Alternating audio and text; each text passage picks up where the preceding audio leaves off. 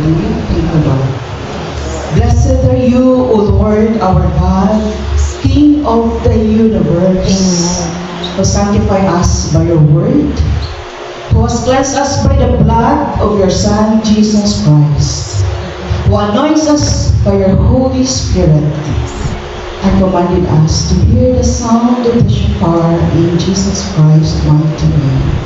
Amen. Amen. Amen.